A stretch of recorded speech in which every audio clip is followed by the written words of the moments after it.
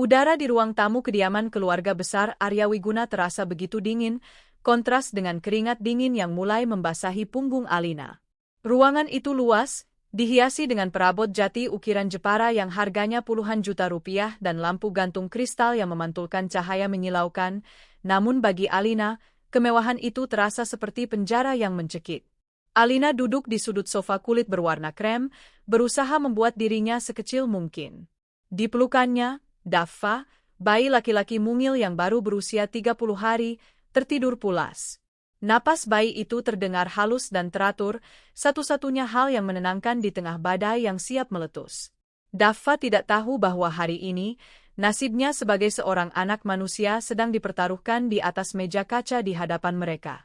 Di seberang meja, Pak Herman, petugas dari Dinas Kependudukan dan Catatan Sipil, duduk dengan punggung tegak namun wajahnya menyiratkan ketidaknyamanan yang luar biasa.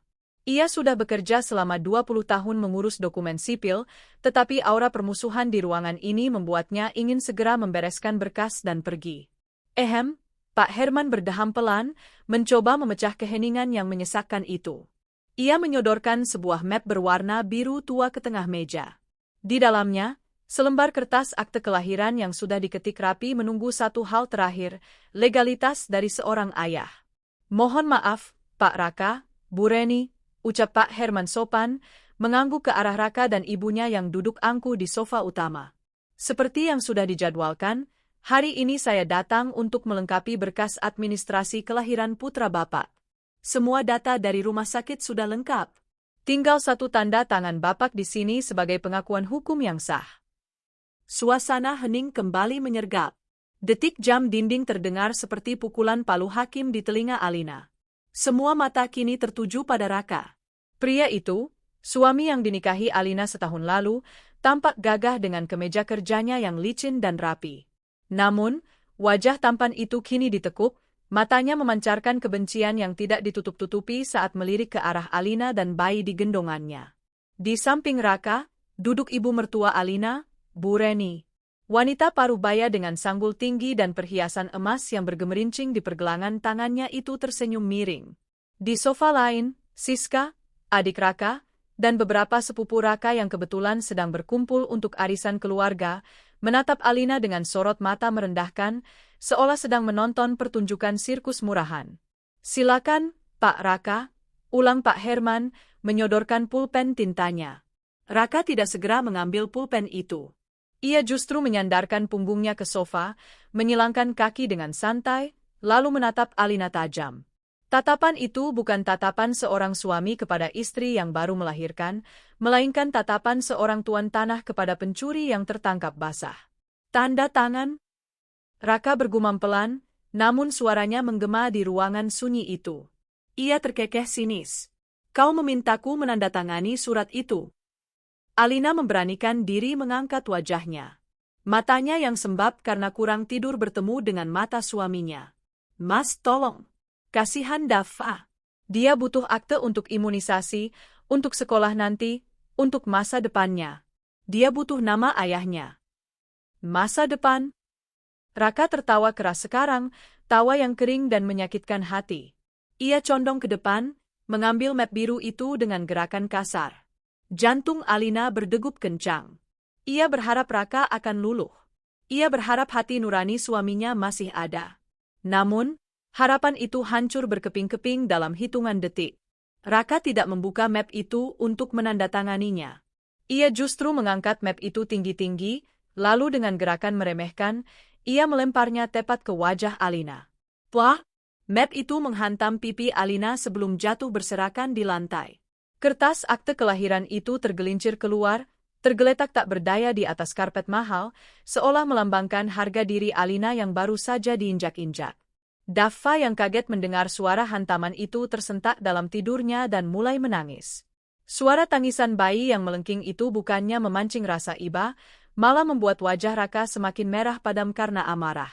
"Aku tidak sudi!" Teriakan Raka menggelegar, membuat Pak Herman terlonjak dari duduknya. "Dengar baik-baik, petugas. Aku tidak akan pernah membubuhkan tanda tanganku di atas kertas sampah itu." Alina gemetar hebat. Ia mendekap Daffa erat-erat, berusaha menenangkannya sambil menahan air matanya sendiri agar tidak tumpah. Mas, apa maksudmu? Kenapa Mas bicara seperti itu? Ini Daffa, anak kita. Darah dagingmu sendiri, Mas. Anakku. Raka berdiri, menunjuk wajah Alina dengan telunjuk yang gemetar karena emosi. Jangan bermimpi, Alina. Kau pikir aku bodoh?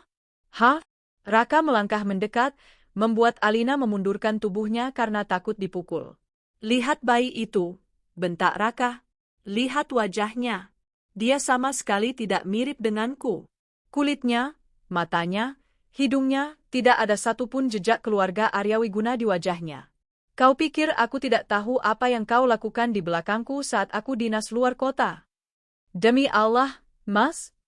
Alina menangis, suaranya parau. Aku tidak pernah berselingkuh. Aku selalu di rumah. Aku menjaga kehormatanmu. Daffa tidak mirip denganmu mungkin karena dia mirip denganku, atau kakekku. Mas, tolong jangan fitnah aku seperti ini di depan orang lain. Halah, alasan. Bu Reni tiba-tiba menyela, suaranya melengking tajam seperti irisan kaca. Ia berdiri di samping putranya, memberikan dukungan penuh pada kekejaman itu. Sudah ibu bilang dari dulu kan, Raka? Wanita kampung seperti dia, yang asal-usulnya tidak jelas, yang kita pungut karena kasihan, pasti punya mental murahan. Bu Reni menatap Alina dengan jijik, seolah Alina adalah penyakit menular. Kau itu cuma gadis miskin yang beruntung Raka mau menikahimu. Kami memberimu makan, memberimu atap, memberimu pakaian bagus. Dan ini balasanmu? Memberikan kami cucu yang entah benih siapa. Siska, adik ipar Alina, ikut menimpali sambil mengunyah camilan, seolah drama di depannya adalah hiburan yang menyenangkan. Iya, Mas Raka. Lagian aneh banget, masa hamilnya lancar banget padahal Mas Raka jarang di rumah. Jangan-jangan itu anak tukang sayur keliling? Atau sopir taksi? Gelak tawa menghina terdengar dari para sepupu yang hadir. Tawa itu menusuk jantung Alina lebih dalam daripada pisau manapun. Alina berteriak, rasa sakitnya berubah menjadi keberanian sesaat. Ia menatap mereka satu persatu. Kalian boleh menghinaku sepuas hati kalian karena aku miskin. Tapi jangan pernah menghina anakku. Daffa suci. Dia tidak berdosa. Dan kau, Raka, kau ayah kandungnya. Tes DNA. Ayo kita tes DNA sekarang kalau kau tidak percaya. Tantangan itu membuat ruangan hening sejenak. Namun, Raka justru menyeringai. Tes DNA. Raka mendengus. Untuk apa aku membuang uang jutaan rupiah untuk tes DNA anak haram? Itu hanya akal-akalanmu untuk mengulur waktu agar kau bisa tetap tinggal di rumah mewah ini, kan? Raka berbalik menatap Pak Herman yang wajahnya sudah pucat pasi. Pak petugas, suara Raka dingin dan tegas. Tulis di laporan Bapak. Saya, Raka Arya Wiguna, menolak mengakui bayi itu. Saya menolak nama saya dicantumkan di akte kelahirannya sebagai ayah. Kosongkan kolom itu. Atau tulis saja, anak tidak diketahui bapaknya. Saya tidak peduli. Pak Herman menelan ludah, tangannya gemetar memegang mapnya. Tetapi Pak, konsekuensi hukumnya. Saya tidak peduli. Raka membentak lagi, memotong ucapan petugas itu. Nama Arya Wiguna adalah nama terhormat. Nama keluarga ningrat di kota ini. Saya tidak mau nama suci itu ternoda oleh kehadiran anak haram yang lahir dari rahim wanita penipu ini. Raka kembali menatap Alina, tatapannya penuh dengan kebencian yang murni. Dengar, Alina. Mulai detik ini, jangan pernah sebut dia anakku. Dia anak haram. Dan kau hanyalah penumpang gelap yang sudah waktunya ditendang keluar. Alina merasakan dunianya runtuh. Ia menunduk, menatap wajah Daffa yang kini sudah berhenti menangis dan menatapnya dengan mata bulat yang polos. Mata itu, mata yang sama persis dengan mata kakek Alina, Tuan Besar Adijaya. Mata seorang pemimpin, mata seorang pewaris. Sungguh ironis. Raka baru saja membuang satu-satunya tiketnya menuju kekayaan yang selama ini ia agung-agungkan. Raka yang gila hormat, baru saja menghina darah daging dari keluarga paling berpengaruh di negeri ini. Alina menghapus air matanya dengan kasar. Rasa sedih itu perlahan tergantikan oleh rasa dingin yang beku di dalam dadanya. Ia memungut kertas akte kelahiran yang tergeletak di lantai dengan satu tangan, sementara tangan lainnya mendekap anaknya. Kertas itu kotor terkena debu sepatu Raka. Ia menatap Raka lurus-lurus. Tidak ada lagi permohonan di matanya.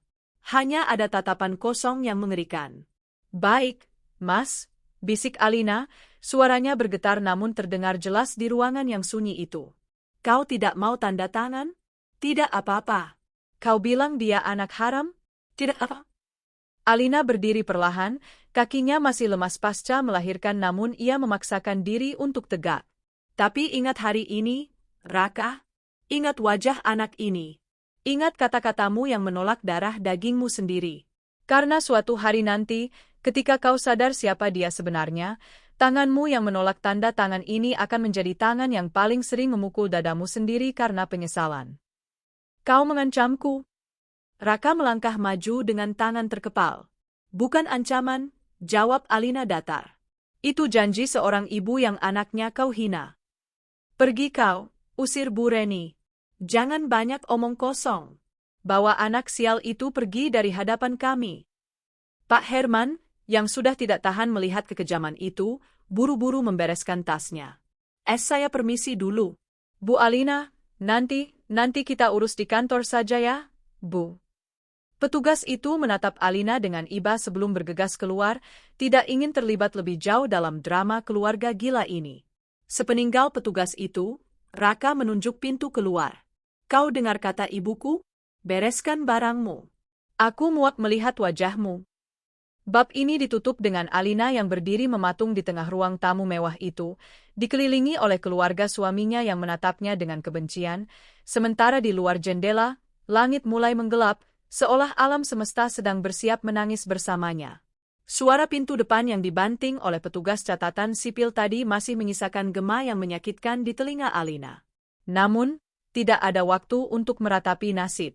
Teriakan Raka yang menggema dari ruang tengah memaksanya untuk bergerak. 1 jam. Suara bariton Raka terdengar menakutkan, memantul di dinding-dinding rumah yang selama setahun ini menjadi saksi bisu kesabarannya. "Aku beri waktu 1 jam. Jika dalam 1 jam kau belum angkat kaki, aku akan membakar semua barang-barangmu di halaman depan." Alina bergegas masuk ke kamar tamu, kamar kecil di dekat dapur yang selama sebulan terakhir menjadi tempatnya tidur terpisah dari Raka. Sejak ia hamil besar, Raka beralasan tidak nyaman tidur satu ranjang dengannya karena gerah dan sempit. Kini Alina tahu, itu semua hanya alasan untuk menjauhinya. Dengan tangan gemetar, Alina meletakkan Daffa perlahan di tengah kasur tipis itu. Bayi mungil itu menggeliat pelan, tidak menyadari bahwa atap tempatnya bernaung akan segera hilang. "Maafkan ibu, nak," bisik Alina lirih, air matanya menetes mengenai pipi gembil Daffa. "Maafkan ibu, kita harus pergi seperti ini." Alina menarik koper tua dari atas lemari. Koper kain berwarna coklat kusam, satu-satunya warisan dari nenek yang merawatnya di desa sandiwara itu. Debu beterbangan saat ia membukanya. Ia mulai memasukkan pakaiannya dengan tergesa-gesa. Daster-daster katun yang sudah pudar warnanya, beberapa potong baju rumah, dan perlengkapan bayi Daffa. Popok, baju ganti, selimut tebal. Ia tidak peduli dengan kerapian. Yang ia pedulikan hanyalah membawa kebutuhan dasar anaknya. Brak! Pintu kamar itu terbuka kasar, menghantam dinding hingga ket temboknya terkelupas. Raka berdiri di ambang pintu, napasnya memburu, matanya merah menyala. "Apa yang kau lakukan?" Raka melangkah masuk, menyambar sepotong gaun tidur sutra yang baru saja hendak Alina masukkan ke koper. Gaun itu adalah hadiah ulang tahun pernikahan dari ibu Raka, yang sebenarnya diberikan dengan penuh sindiran karena Alina dianggap kurang menggairahkan. "Jangan bawa itu." Raka melempar gaun itu ke lantai lalu menginjaknya. "Itu dibeli pakai uangku. Uang keluarga Arya Wiguna.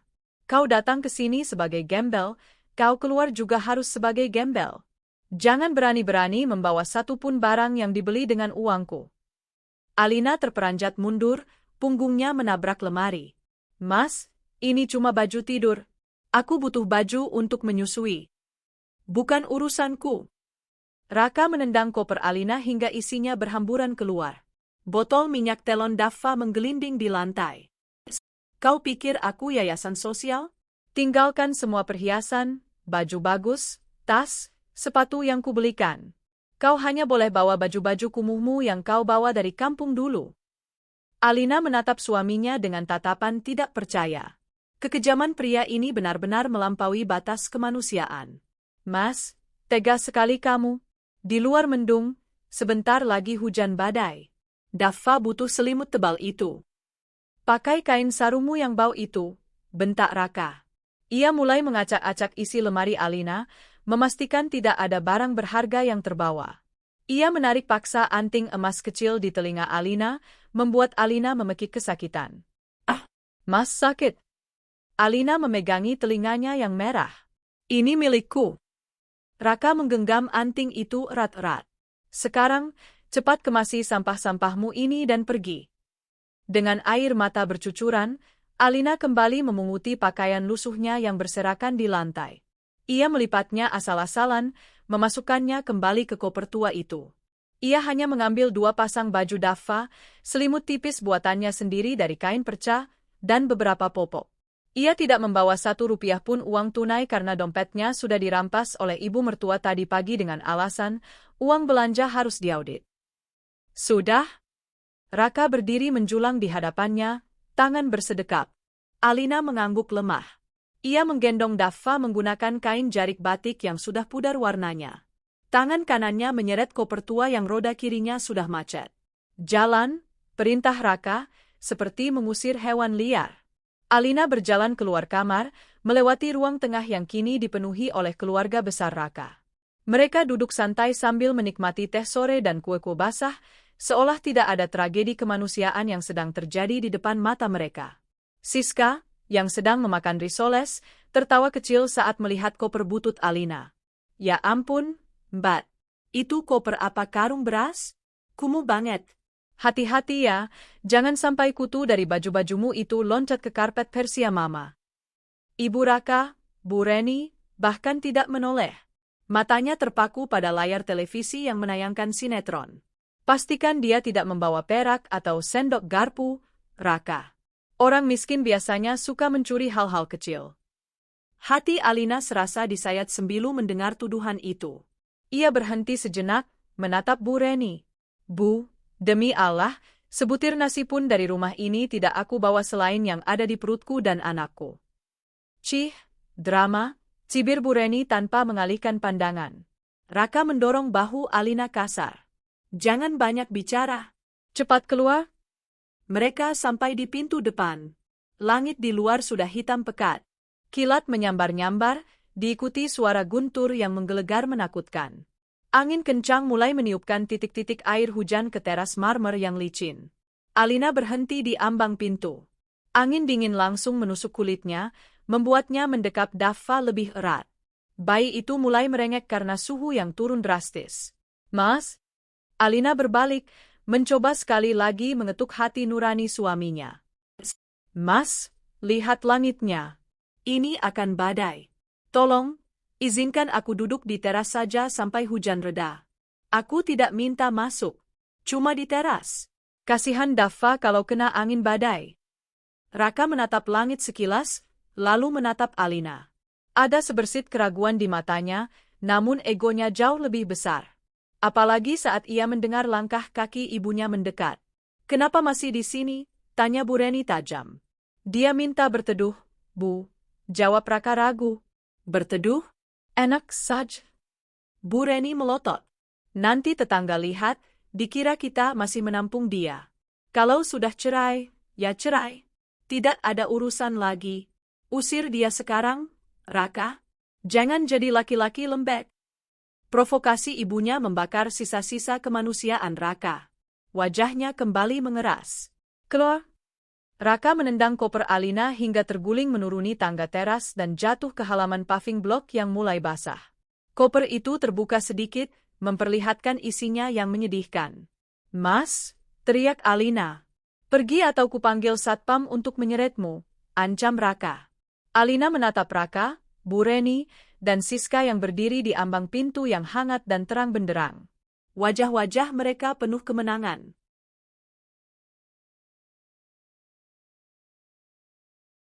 Baik, ucap Alina, suaranya kini terdengar berbeda. Tidak ada lagi getaran tangis. Hatinya sudah beku. Aku akan pergi. Alina menuruni tangga teras, membiarkan gerimis mulai membasahi rambut dan wajahnya. Ia berlutut di paving blok yang keras, membenahi kopernya yang terbuka, lalu menutup resletingnya kembali. Hujan mulai turun deras. Bukan sekadar gerimis, tapi hujan badai yang menumpahkan jutaan liter air dari langit. Dalam sekejap, tubuh Alina basah kuyup. Ia melepas kardigan tipisnya, satu-satunya pelindung yang ia punya, lalu melilitkannya berlapis-lapis ke tubuh Daffa di dalam gendongan jarik, berusaha membuat kepompong agar air tidak menyentuh kulit bayinya. Masuk, Raka. Dingin, ucap Bureni sambil menarik lengan anaknya. Raka masih berdiri di sana sejenak, melihat sosok istrinya yang kehujanan. Ada rasa sesak yang aneh di dadanya, tapi ia segera menepisnya. Yah, Bu. Biar dia merasakan akibat melawan suami. Blam. Pintu jati besar itu tertutup rapat. Suara kunci diputar terdengar jelas di tengah deru hujan. Lampu teras dimatikan, meninggalkan Alina dalam kegelapan. Alina sendirian. Air hujan bercampur air mata mengalir di wajahnya. Ia menggigil hebat, giginya gemeretuk. Namun, ia memaksakan kakinya untuk melangkah. Ia menyeret koper berat itu keluar dari gerbang rumah megah yang selama ini bagaikan neraka berlapis emas. Jalanan kompleks elit itu sepi. Tidak ada orang yang lewat.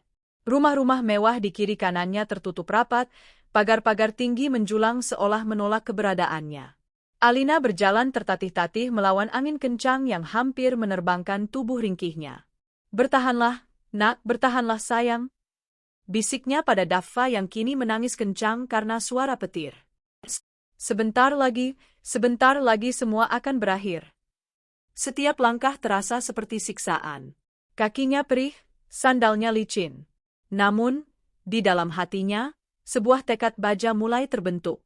Cinta yang dulu ia miliki untuk Raka kini telah terkikis habis, hanyut bersama air hujan yang membanjiri jalanan, tergantikan oleh amarah yang membara. 100 meter dari rumah Raka, di persimpangan jalan di bawah pohon beringin besar, sebuah sorot lampu mobil yang sangat terang menembus tirai hujan. Itu bukan lampu mobil biasa. Cahayanya putih kebiruan, tajam dan mewah. Alina berhenti, menyipitkan mata yang perih terkena air. Sebuah mobil sedan limousine panjang berwarna hitam legam, Rolls-Royce Phantom, perlahan meluncur mendekat, membelah genangan air tanpa suara mesin yang berisik. Mobil itu berhenti tepat di samping Alina. Pintu pengemudi terbuka. Seorang pria tua berseragam sopir lengkap dengan topi pet, turun dengan sigap sambil mengembangkan payung hitam besar berlogo emas, Adijaya Group.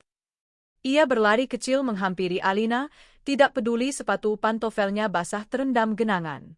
Nona muda, seru pria tua itu, suaranya bergetar hebat. Wajah keriputnya tampak pias melihat kondisi majikannya. Pak Ujang, sopir setia yang sudah mengabdi pada keluarga Adijaya selama 40 tahun, langsung memayungi Alina. Matanya berkaca-kaca melihat cucu konglomerat terkaya di negeri ini basah kuyup seperti pengemis, gemetar kedinginan dengan bayi di pelukannya. Ya Tuhan, Nona Alina. Pak Ujang segera melepas jas sopirnya yang hangat dan menyelimutkannya ke bahu Alina. Maafkan saya terlambat, Nona. Macet di jalan utama parah sekali karena banjir. Maafkan bapak tua ini, Nona.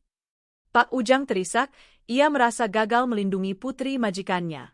Alina menatap Pak Ujang, dan untuk pertama kalinya sejak tadi sore, ia tersenyum tipis. Tidak apa-apa, Pak Ujang. Bapak datang tepat waktu. Mari masuk, Nona. Tuan besar sudah menunggu di telepon, beliau sangat cemas. Pak Ujang mengambil alih koper butut Alina dengan tangan kirinya, sementara tangan kanannya tetap memegang payung kokoh di atas kepala Alina. Sopir itu membuka pintu penumpang belakang. Interior mobil itu bagaikan dunia lain. Jok kulit berwarna krem yang hangat, lampu ambient yang lembut, dan aroma parfum mahal yang menenangkan. Alina masuk perlahan. Kehangatan heater mobil langsung menyergap tubuhnya yang membeku. Ia duduk di kursi empuk itu, melepaskan jarik basah yang membungkus Daffa, dan menggantinya dengan handuk tebal nan lembut yang sudah disiapkan di dalam mobil. "Jalan, Pak," perintah Alina pelan. "Siap, Nona. Kita pulang ke Menshachten utama?" tanya Pak Ujang sambil melajukan mobil dengan sangat halus. Alina menoleh ke belakang, menatap jalanan gelap yang menuju ke rumah Raka. Rumah itu kini tak terlihat, tertelan hujan dan kegelapan malam. Sama seperti masa lalunya. Alina menyandarkan punggungnya. Ia menatap pantulan wajahnya di kaca jendela mobil yang gelap. Wajah wanita desa yang lugu dan penurut itu perlahan menghilang. Sorot matanya menajam, rahangnya mengeras. "Ya, pulang ke Menshafen utama?" jawab Alina dingin. Tangannya meraih ponsel canggih keluaran terbaru yang terselip di sandaran tangan mobil, ponsel aslinya yang selama ini ia tinggalkan. Ia menyalakannya. Layar menyala menampilkan foto wallpaper dirinya bersama sang kakek di depan jet pribadi. "Pak Ujang," panggil Alina. "Ya, Nona?" "Hubungi pengacara keluarga. Siapkan berkas gugatan cerai besok pagi." "Dan?" Alina menjeda kalimatnya, jarinya membelai lembut pipi Daffa yang kini sudah hangat dan berhenti menangis. "Hubungi direksi Adijaya Group. Bilang pada mereka, pewaris tahta sudah kembali. Dan aku ingin laporan lengkap tentang anak perusahaan tempat mantan suamiku bekerja. Aku ingin tahu seberapa besar kerajaan kecil yang ia banggakan itu di hadapan kekuasaan Adijaya." "Baik, Nona." Dengan senang hati, jawab Pak Ujang dengan nada tegas, ada kepuasan dalam suaranya. Mobil mewah itu melesat membelah malam, membawa Alina menjauh dari kemiskinan palsu menuju tahta kekuasaan aslinya. Sandiwara wanita miskin itu sudah berakhir malam ini, hanyut bersama air hujan. Yang tersisa kini hanyalah Alina Adijaya, sang ratu yang siap menuntut balas. Suasana di rumah keluarga Aryawiguna berubah 180 derajat hanya dalam hitungan jam. Jika 1 jam yang lalu rumah itu dipenuhi teriakan amarah dan suara isak tangis yang memilukan, kini rumah itu penuh dengan gelak tawa dan denting gelas kaca. Aroma hujan dan kelembapan yang masuk dari pintu depan telah diusir oleh semprotan pengharum ruangan beraroma lavender mahal yang disemprotkan secara berlebihan oleh asisten rumah tangga atas perintah Raka. Raka duduk di sofa yang sama tempat ia tadi melemparkan akte kelahiran ke wajah Alina. Namun kali ini, ekspresinya cerah. Ia merentangkan kakinya di atas meja kopi, segelas whisky di tangan kanannya. Ia merasa lega, sangat lega. Rasanya seperti baru saja membuang tumor ganas yang menggerogoti hidupnya selama setahun ini. Akhirnya, Raka bergumam sambil menyesap minumannya. Akhirnya udara di rumah ini terasa segar. Bu Reni keluar dari dapur membawa nampan berisi kue-kue kering yang tadi disembunyikan saat Alina masih ada. "Benar sekali, Raka. Ibu sudah lama ingin melihat rumah ini bersih dari wanita kampung itu. Lihat, tanpa dia, rumah ini terasa lebih berkelas, kan? Tidak ada lagi bau masakan desa atau tangisan bayi cengeng itu." Siska, yang sedang sibuk memainkan ponselnya, terkikik. "Iya, Emma.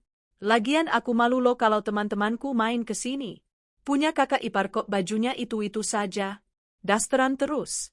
Bikin sakit mata." Raka tertawa. "Tenang saja. Mulai hari ini, standar keluarga kita akan kembali naik. Aku sudah menelepon Bella. Dia sedang dalam perjalanan ke sini." Mendengar nama Bella, wajah Bu Reni berbinar. "Ah, Bella. Itu baru wanita yang pantas untukmu, Nak. Cantik, modis, pintar cari uang, dan yang paling penting dia dari keluarga terpandang. Tidak seperti si yatim piatu Alina itu."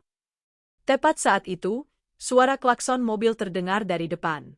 Bukan klakson motor atau mobil murah, tapi suara klakson mobil sport yang khas. Raka melompat dari sofa, wajahnya berseri-seri.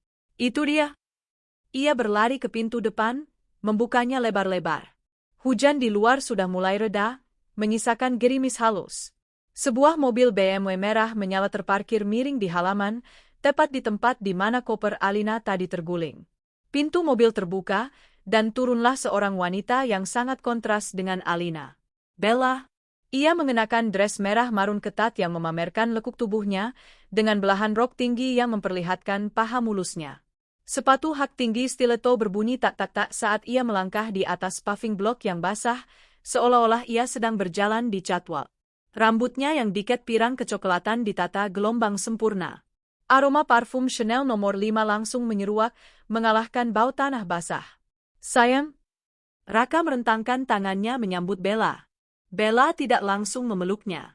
Ia berhenti sejenak, melihat sekeliling teras dengan tatapan menyelidik. Sudah bersih? Tanyanya manja namun tajam. Aku tidak mau mencium bau perempuan itu di sini. Bersih.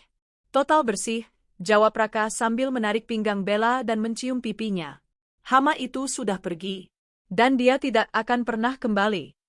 Bella tersenyum puas, senyum kemenangan yang licik. Bagus. Aku tidak suka berbagi wilayah kekuasaan. Mereka masuk ke dalam rumah.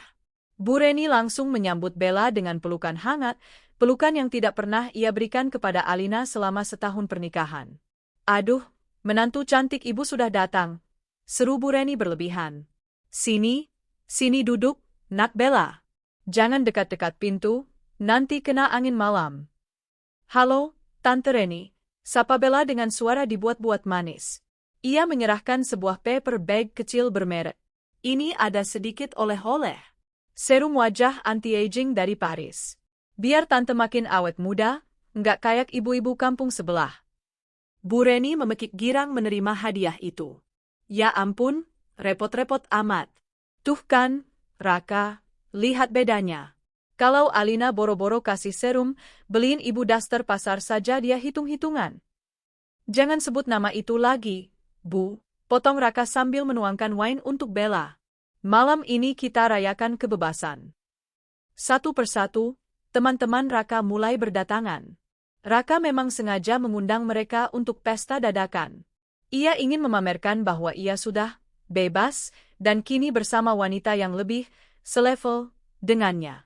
Rumah itu segera dipenuhi asap rokok, musik yang berdentum keras, dan tawa yang memekakkan telinga. Botol-botol minuman keras mahal dibuka. Makanan dipesan dari restoran mewah, bukan masakan rumah sederhana yang biasa dimasak Alina dengan penuh cinta. Di tengah hiruk-pikuk itu, Bella berdiri di tengah ruangan, memegang gelas wine-nya tinggi-tinggi. Ia melihat sekeliling ruang tamu dengan tatapan kritis.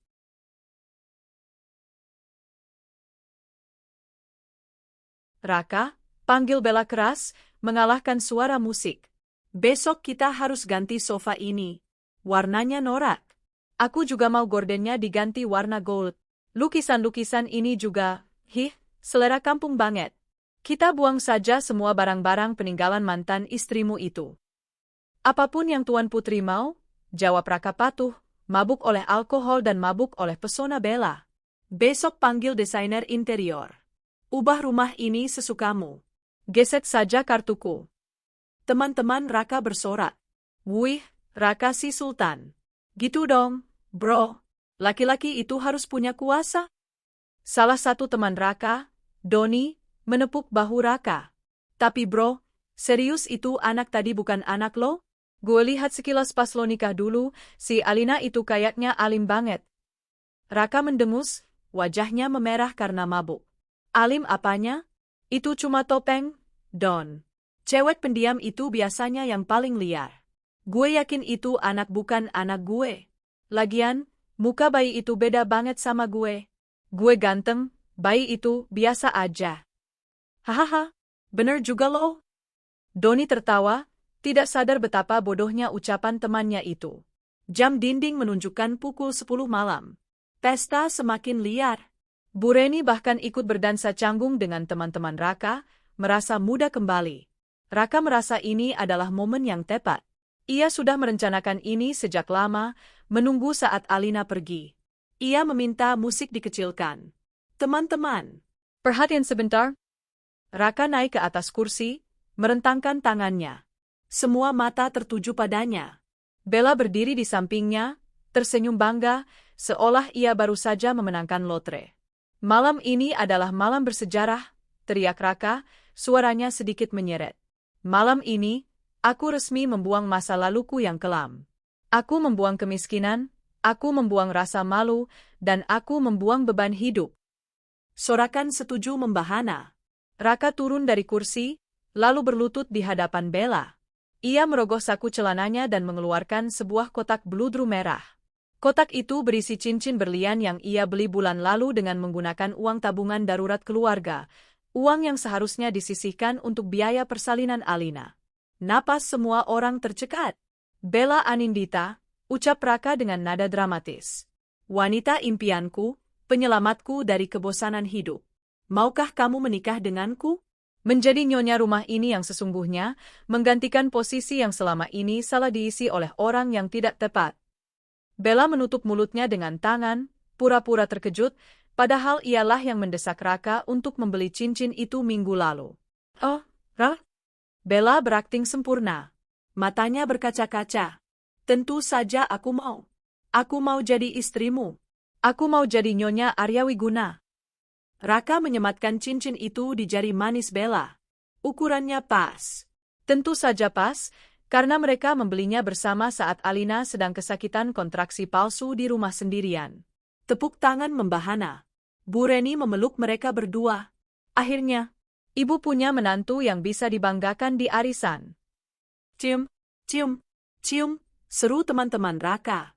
Raka menarik Bella dan menciumnya dengan penuh nafsu di depan semua orang, merayakan kemenangan mereka. Dengar semuanya, seru Raka setelah melepaskan ciumannya. Bulan depan kita menikah. Pesta besar di Hotel Bintang 5. Tidak ada lagi resepsi di gedung serbaguna murah seperti dulu. Kita tunjukkan pada dunia siapa Raka Arya Wiguna. Hidup Raka. Hidup Bella. Mereka bersulang, gelas-gelas kaca berdenting nyaring. Wine merah tumpah sedikit di karpet, meninggalkan noda seperti darah. Mereka tertawa, menari, dan berpesta pora. Raka merasa di puncak dunia. Ia merasa telah memenangkan segalanya. Ia punya jabatan di perusahaan yang ia dapatkan karena rekomendasi anonim dari kakek Alina sebenarnya. Ia punya rumah yang cicilannya dibantu dilunasi oleh Alina diam-diam, dan kini ia punya wanita cantik. Raka tidak sadar, sama sekali tidak sadar, bahwa kemiskinan yang baru saja ia usir keluar rumah adalah kunci dari segala kemewahan yang ia nikmati saat ini. Bahwa jabatan manajernya di anak perusahaan Adijaya Group hanyalah pemberian karena ia menikahi cucu pemilik perusahaan. Bahwa rumah ini bisa ia cicil dengan lancar karena Alina sering diam-diam mentransfer uang hasil dividen sahamnya ke rekening rumah tangga mereka dengan nama samaran, Hamba Allah. Malam itu, di saat Raka dan Bella tidur nyenyak di atas ranjang yang seprainya belum diganti bekas Alina, di belahan kota lain, sebuah tim pengacara elit sedang menyusun dokumen setebal bantal. Dokumen pembekuan aset, dokumen pemecatan tidak hormat, dokumen tuntutan ganti rugi, dan dokumen pencabutan semua fasilitas yang pernah diberikan keluarga Adijaya kepada suami cucu mereka. Raka sedang bermimpi indah tentang bulan madu ke Paris. Ia tidak tahu bahwa saat ia bangun besok pagi, ia tidak akan terbang ke Paris. Ia akan jatuh bebas ke dasar jurang, dan tidak akan ada payung Adijaya yang melindunginya lagi. Tawa Bella dalam tidurnya terdengar mengerikan di keheningan malam, seperti tawa penyihir yang tidak sadar bahwa tongkat sihirnya sebenarnya hanyalah ranting rapuh yang akan patah dalam sekejap mata. Rolls-Royce Phantom hitam itu melaju tanpa suara menyusuri jalanan pribadi yang panjang, diapit oleh deretan pohon palem raja yang menjulang tinggi. Lampu-lampu taman menyala otomatis seiring mobil itu melintas, menciptakan efek seolah-olah dunia sedang membungkuk menyambut kedatangan sang pemilik. Alina menatap keluar jendela. Pandangannya kosong, namun pikirannya berkecamuk. Ia meninggalkan rumah Raka yang sempit dan pengap, dan kini ia kembali ke dunia asalnya. Dunia di mana kemewahan bukan sesuatu yang dipamerkan dengan norak, melainkan sesuatu yang menyatu dengan udara yang mereka hirup. Kita sudah sampai, Nona, suara Pak Ujang membuyarkan lamunan Alina. Mobil berhenti di depan sebuah gerbang besi raksasa setinggi 5 meter yang berukir lambang naga emas kembar, lambang kejayaan Adijaya Group. Penjaga gerbang yang berseragam militer lengkap segera memberi hormat kaku saat melihat plat nomor mobil, lalu membuka gerbang itu dengan sistem keamanan biometrik. Di balik gerbang, berdirilah bangunan utama Menschaffen Adijaya. Bukan sekadar rumah, Ini adalah istana modern seluas 2 hektar yang memadukan arsitektur kolonial klasik dengan teknologi mutakhir. Dindingnya terbuat dari marmer putih Italia yang didatangkan khusus, pilar-pilarnya kokoh menopang atap kubah yang megah. Air mancur di tengah halaman menyemburkan air yang menari-nari di bawah sorotan lampu LED, menciptakan suasana magis. Rumah Raka yang tadi dibangga-banggakan itu bahkan tidak lebih besar dari pos satpam di Menshafen ini. Mobil berhenti tepat di lobi utama. Belasan pelayan berbaris rapi di kiri dan kanan tangga marmer, dipimpin oleh kepala pelayan, Pak Surya, seorang pria parubaya berwajah tegas namun hangat yang selalu mengenakan jas buntut. Pak Ujang membukakan pintu. Alina melangkah turun. Ia masih mengenakan baju basah, namun aura yang memancar darinya membuat pakaian lusuh itu seolah tak terlihat. "Selamat datang kembali, Nona muda Alina," ucap Pak Surya sambil membungkuk dalam, diikuti oleh seluruh pelayan lainnya secara serempak. "Seluruh penghuni Menshafen Adijaya merindukan Anda." Alina mengangguk pelan. "Terima kasih, Pak Surya. Tolong siapkan kamar Dava. Dia kedinginan." "Sudah kami siapkan, Nona. Kamar bayi di sayap timur sudah disterilkan dan diatur suhunya. Dokter anak pribadi keluarga juga sudah menunggu di dalam untuk memeriksa tuan muda kecil." Alina melangkah masuk. Lantai marmer itu begitu dingin namun familiar. Ia melewati lorong yang dihiasi lukisan-lukisan asli karya maestro dunia, Van Gogh, Raden Saleh, Affandi, yang nilainya cukup untuk membeli seluruh kompleks perumahan Raka. Di ujung aula utama yang megah, di bawah chandelier kristal Swarovski seberat 0,5 ton, seorang pria tua duduk di kursi rodanya. Meskipun tubuhnya tampak ringkih dimakan usia, sorot matanya masih tajam seperti elang. Tongkat kayu eboni berkepala naga emas tergenggam erat di tangannya. Tuan Besar Adijaya. Kakek Alina. Orang paling berkuasa di dunia bisnis negeri ini. Mata tua itu berkaca-kaca saat melihat cucu kesayangannya berjalan mendekat dengan kondisi basah kuyup dan mata bengkak. "Alna." Suara kakek bergetar, syarat akan kerinduan dan kepedihan. Pertahanan Alina runtuh.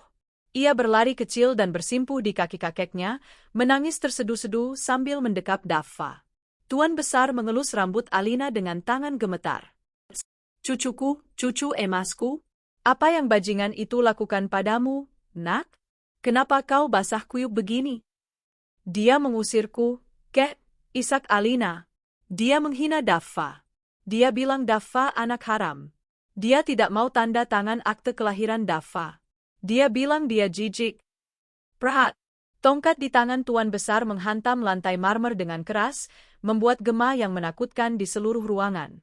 Wajah tua itu memerah padam, urat-urat di lehernya menonjol. Kemarahan sang naga telah bangkit. "Kurang ajar," geram Tuan Besar, suaranya menggelegar meski napasnya tersengal. "Dia menyebut cicitku, darah daging Adijaya, sebagai anak haram. Dia, manusia rendahan yang hidup dari belas kasihanku, berani menghina pewarisku."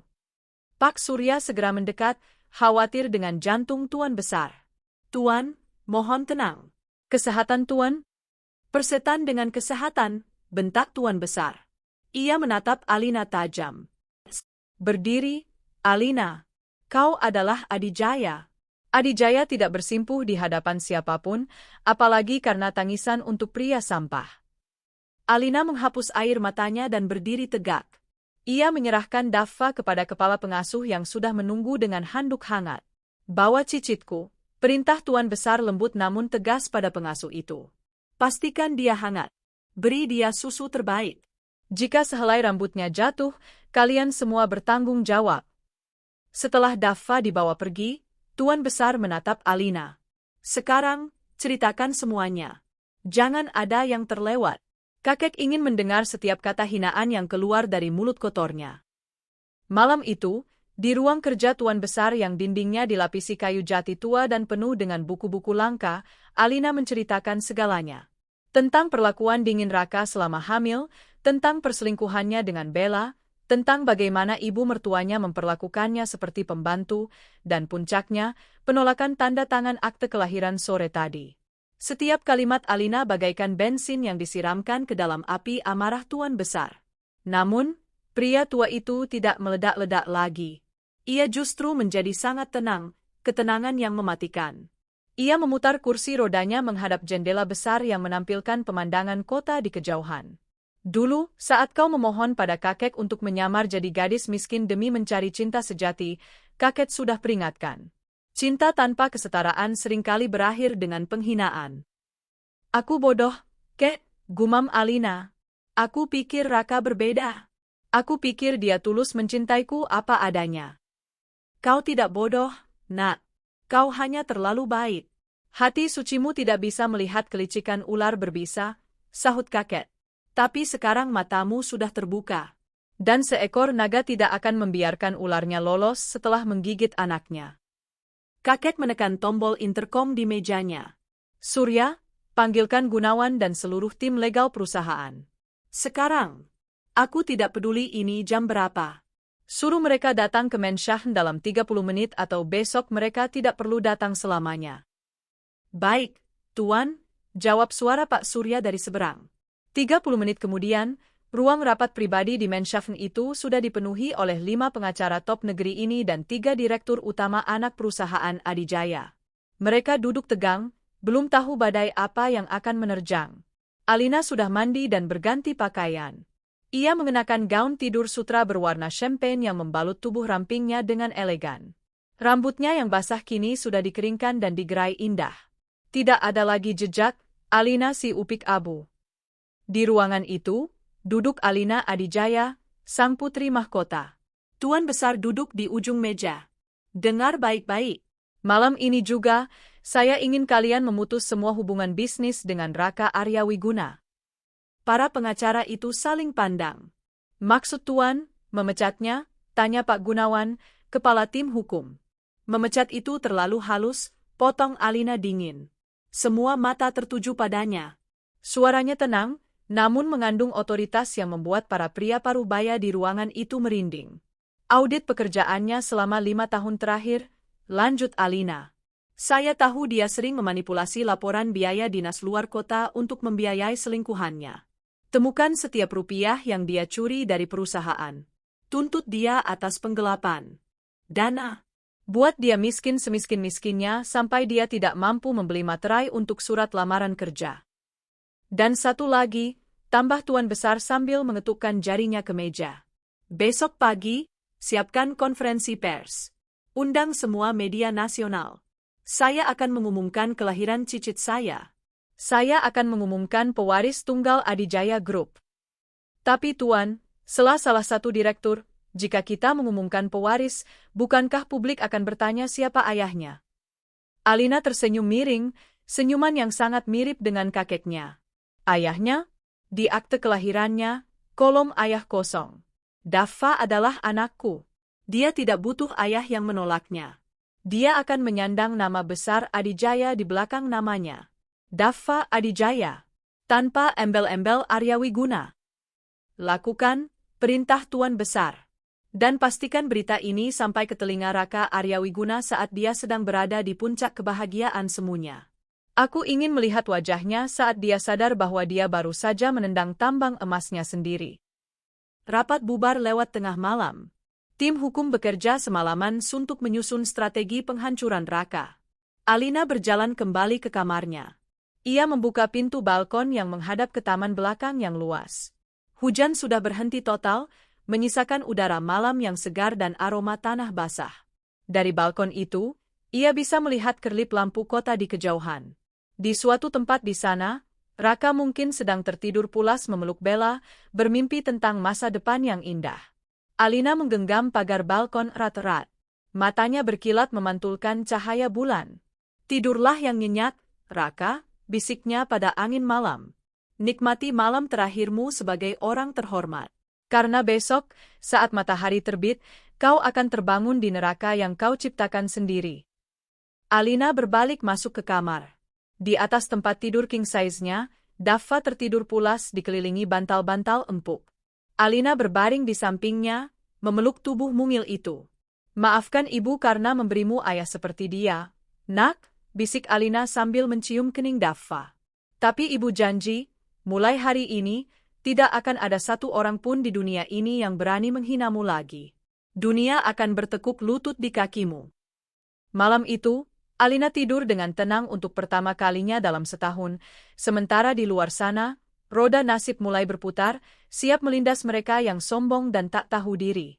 Matahari pagi menembus celah-celah gorden sutra mahal yang baru saja dipasang di kamar tidur utama rumah Raka.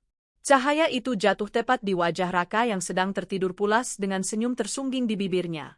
Dalam mimpinya, ia sedang berjalan di Champs-Élysées, Paris, menggandeng tangan Bella, sementara orang-orang menatap mereka dengan kagum. Raka menggeliat, meraba sisi ranjang di sebelahnya. Kosong. Namun aroma parfum mahal masih tertinggal di bantal, menggantikan aroma minyak telon bayi yang dulu selalu memenuhi kamar ini. Raka menarik napas panjang, menghirup aroma kebebasan itu dengan rakus.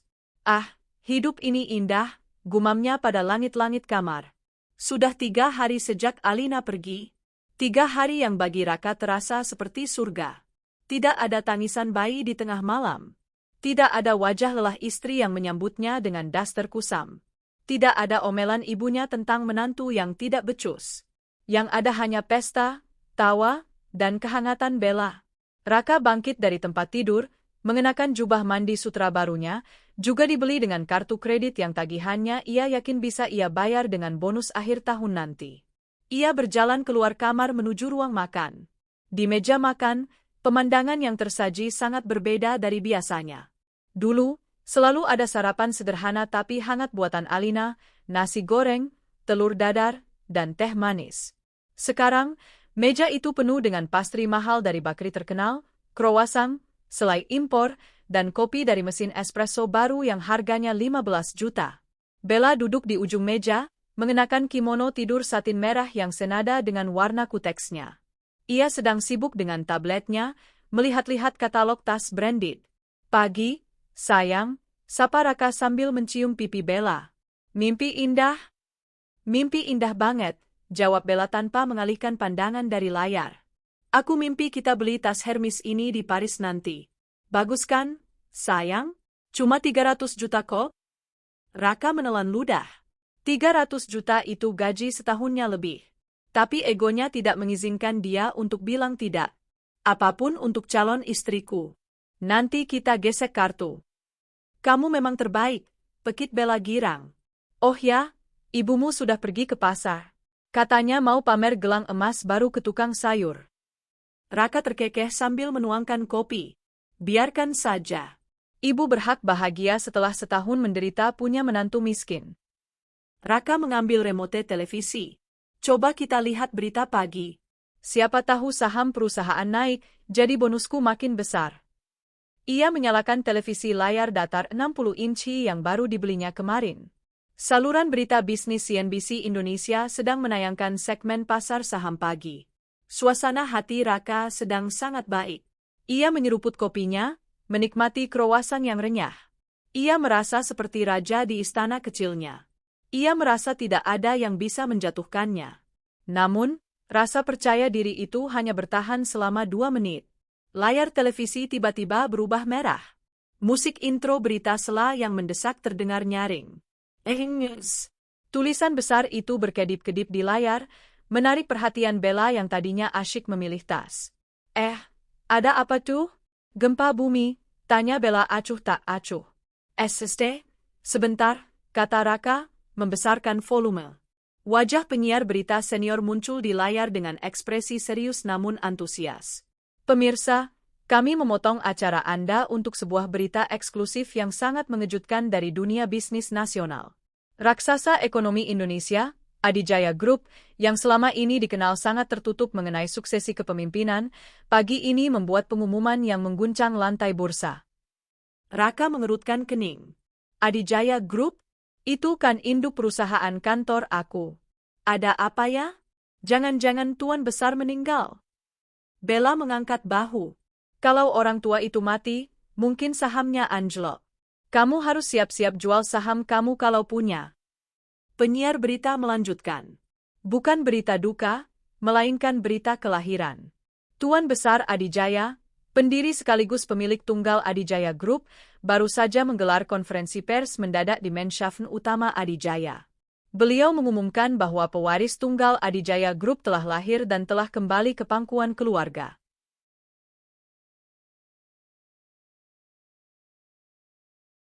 Layar televisi kini beralih menampilkan suasana konferensi pers yang sangat megah.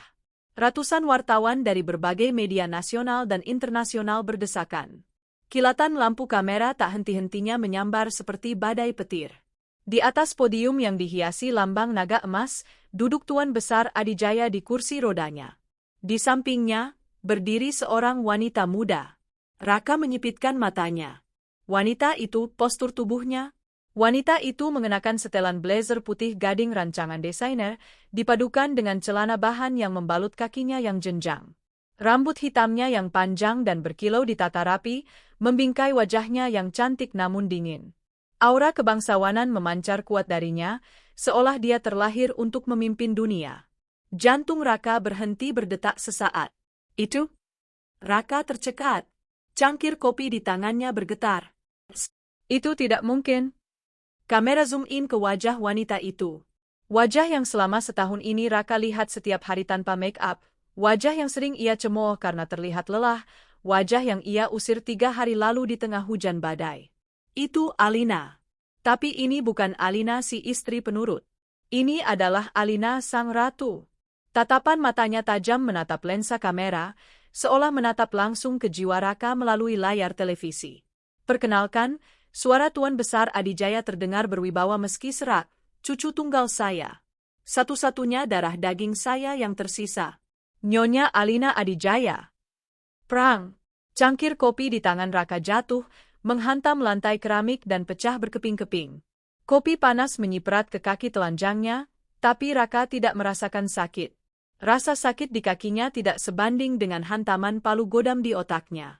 Raka, kamu kenapa sih? Pekit Bella kaget, melompat menghindari cipratan kopi.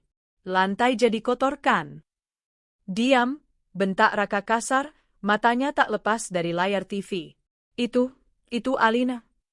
Hah? Alina mantan istrimu? Bella menatap layar TV, lalu tertawa meremehkan. Nggak mungkin lah.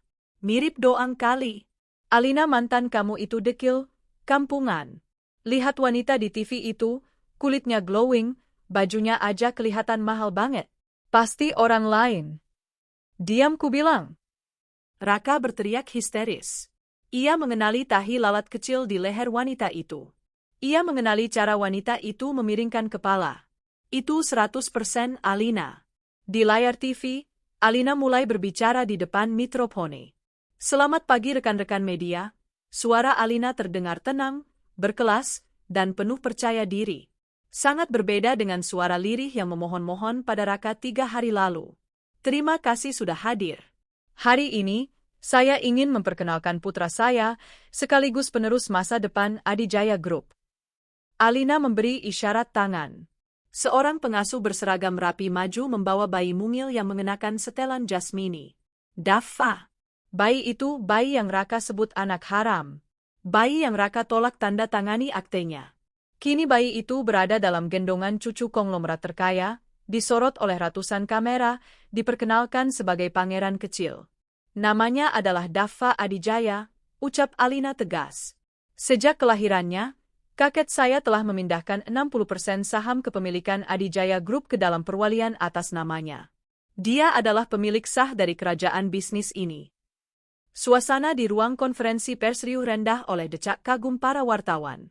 Seorang wartawan mengangkat tangan dan bertanya, Ibu Alina, maaf jika lancang. Bagaimana dengan ayah dari bayi ini? Kenapa tidak terlihat mendampingi? Apakah beliau juga dari kalangan pengusaha? Pertanyaan itu membuat seluruh dunia seolah berhenti berputar bagi Raka. Ia menahan napas, menunggu jawaban. Di kepalanya, ia berharap Alina akan menyebut namanya. Jika Alina menyebut namanya, mungkin masih ada harapan. Alina tersenyum tipis, senyum yang sangat dingin. Pertanyaan yang bagus, jawab Alina. Ayah biologis putra saya telah memilih untuk melepaskan haknya. Beliau secara sadar, di hadapan hukum dan saksi, menolak mengakui keberadaan putranya. Beliau bahkan menyebut putra saya sebagai... Alina menjeda kalimatnya, matanya berkilat marah. Anak haram yang tidak pantas menyandang namanya. Gumam kaget terdengar di seluruh ruangan konferensi pers. Oleh karena itu, lanjut Alina, sesuai keinginan beliau, kami mengabulkannya. Mulai hari ini, Daffa hanya memiliki satu orang tua, yaitu saya. Dan keluarga besarnya adalah Adijaya. Tidak ada tempat bagi orang yang telah membuang berlian demi menggenggam kerikil. Raka merosot jatuh dari kursinya. Kakinya lemas seolah tulang-tulangnya dicabut. Ia terduduk di lantai yang basah oleh kopi, di antara pecahan keramik tajam. Habis? Desis Raka dengan tatapan kosong. Habis semuanya? Bella, yang kini menyadari situasi sebenarnya, menutup mulutnya dengan tangan. Wajahnya pucat pasi. Jadi selama ini, istrimu yang miskin, itu adalah cucu pemilik perusahaan tempat kamu kerja. Bella menatap Raka dengan tatapan horor. Raka, kamu mengusir cucu Adijaya Group. Kamu bilang pewaris Adijaya itu anak haram. Aku tidak tahu. Raka menjambak rambutnya sendiri frustrasi. Dia bilang dia yatim piatu. Dia bilang dia dari kampung. Mana aku tahu kakeknya itu tuan besar Adijaya. Kamu tolol, teriak Bella histeris. Tolol banget. Kita bisa kaya 7 turunan kalau kamu nggak sebodoh itu. Astaga, Raka, itu uang triliunan. Tiba-tiba, ponsel Raka di atas meja bergetar hebat. Bukan hanya satu panggilan, tapi rentetan notifikasi yang tak henti-henti. Der. Raka dengan tangan gemetar meraih ponselnya. Panggilan masuk dari Ibu. Panggilan masuk dari Siska. Panggilan masuk dari Pak Gunawan, Direktur HRD Kantor Pusat. Pesan WhatsApp dari grup keluarga meledak. Siska, Mas Raka, nyalakan TV. Itu Mbak Alina kan? Demi Tuhan Mas, itu Mbak Alina pakai baju mahal di TV. Dia pewaris Adijaya? Ibu, Raka, angkat telepon Ibu. Tetangga semua heboh. Katanya menantu yang Ibu usir itu orang terkaya di Indonesia. Kamu bohong sama Ibu ya? Cepat jemput dia pulang. Cepat Raka. Sebelum diambil orang lain. Sepupu satu, gila lo Rat. Lo nolak anak Adijaya? Lo sintingnya? Raka mengabaikan pesan keluarga.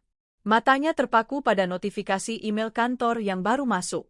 Subjek, surat pemberhentian tidak hormat tuntutan hukum dari Legal Department Adijaya Group.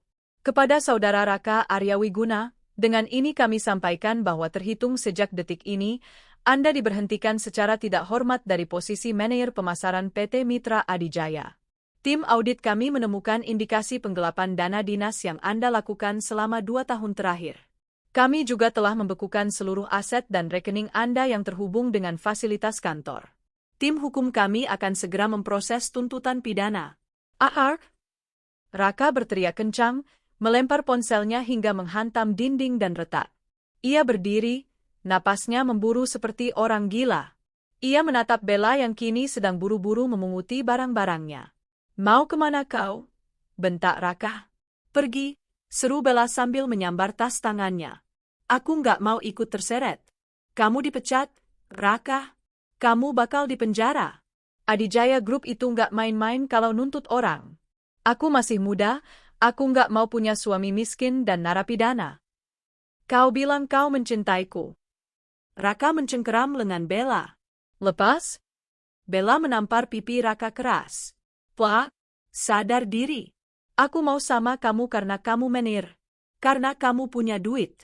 Kalau kamu jadi gembel, apa gunanya? Bella menghentakkan kakinya, melepaskan diri, dan berlari keluar rumah. Suara mobil BMW-nya menderu meninggalkan halaman, meninggalkan Raka sendirian di ruang makan yang berantakan. Raka kembali menatap layar TV. Wawancara itu sudah selesai. Kamera menyorot Alina yang sedang berjalan meninggalkan podium, dikawal oleh lusinan pengawal berjas hitam.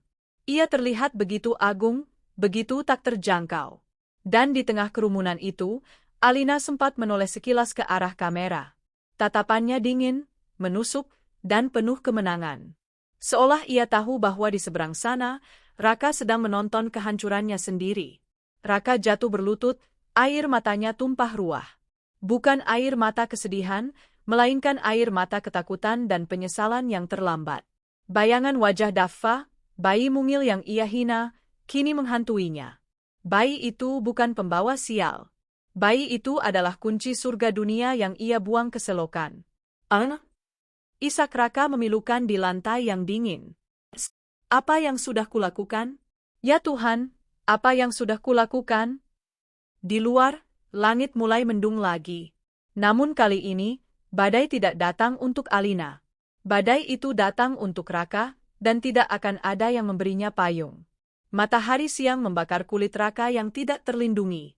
Kemeja Armaninya yang mahal kini basah oleh keringat, menempel lengket di punggungnya. Ia berjalan tanpa arah di trotoar Sudirman yang padat, berdesak-desakan dengan para pekerja kantoran yang sibuk makan siang. Dulu, ia adalah bagian dari mereka. Dulu, ia akan makan siang di restoran Jepang mewah di lantai atas mall.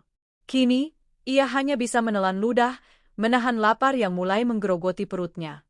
Dompetnya masih ada di saku, tapi isinya tidak berguna. Semua kartu kredit dan debitnya sudah diblokir. Uang tunai yang tersisa hanya selembar Rp50.000 yang kumal. Cukup untuk makan di warung Tegal, tapi tidak cukup untuk mengembalikan harga dirinya. Raka duduk di bangku taman kota, meletakkan kardus barang-barangnya di samping kaki. Ia menatap layar ponselnya yang retak. Baterainya tinggal 15%. Gumamnya lagi. Raka membuka daftar blokir di WhatsApp. Jari-jarinya gemetar saat menekan tombol unblock pada nomor yang dinamainya, istri, rumah. Dulu, ia memblokir Alina karena berisik dan mengganggu meeting. Sekarang, ia rela memberikan apa saja agar nomor itu mau berdering sekali saja. Ia mencoba menelepon. Tut. Tersambung. Hati Raka melonjak girang. Alina tidak mengganti nomornya. Tut. Angkat. Tolong angkat. Raka berdoa, keringat dingin mengucur di pelipisnya. Panggilan itu berdering sampai habis, lalu masuk ke kotak suara. Raka mencoba lagi, dan lagi. Panggilan kelima. Tidak diangkat. Panggilan ke-10. Masih tidak diangkat. Panggilan ke-20. Tetap sama. Raka mulai mengetik pesan dengan panik. Jari-jarinya menari di atas layar yang retak, tipe bertebaran karena tangannya yang gemetar hebat. Alina, ini Mas. Mas di luar. Tolong angkat. Al, Mas dipecat. Mas nggak punya siapa-siapa lagi. Al, demi Daffa. Mas mau minta maaf. Mas salah. Mas bodoh. Alina, tolong jangan diamkan Mas kayak gini. Mas takut. Pesan-pesan itu terkirim. Centang 2 abu-abu. Artinya pesan itu masuk, tapi Alina belum membacanya.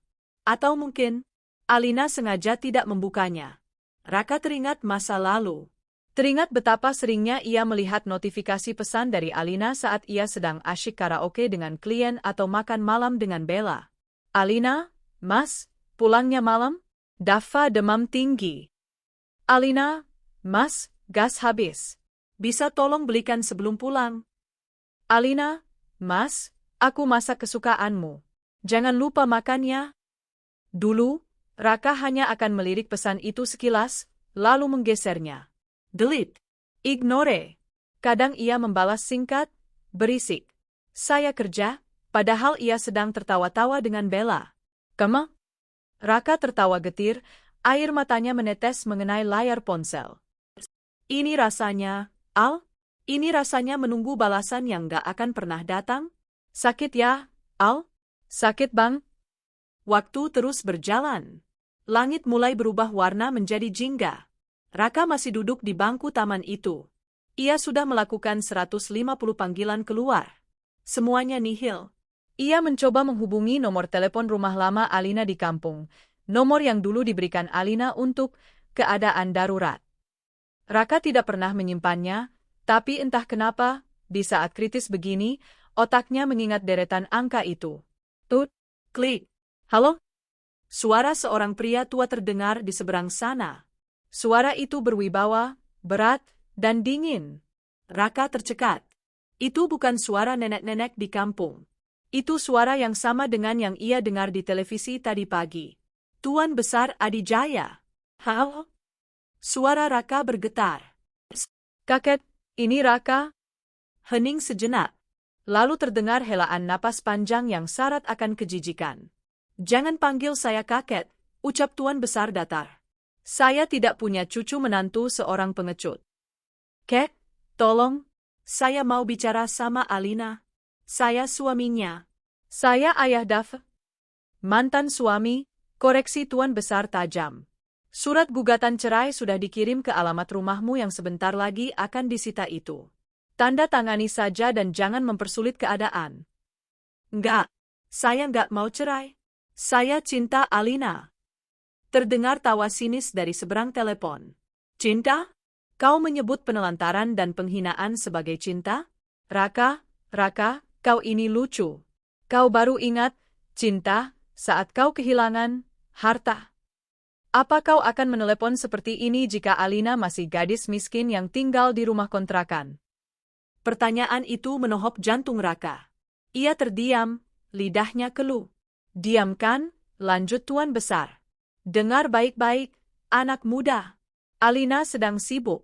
Dia sedang mengurus perusahaan yang nilainya lebih besar dari harga dirimu. Dia sedang menyusui putra kami yang kau buang.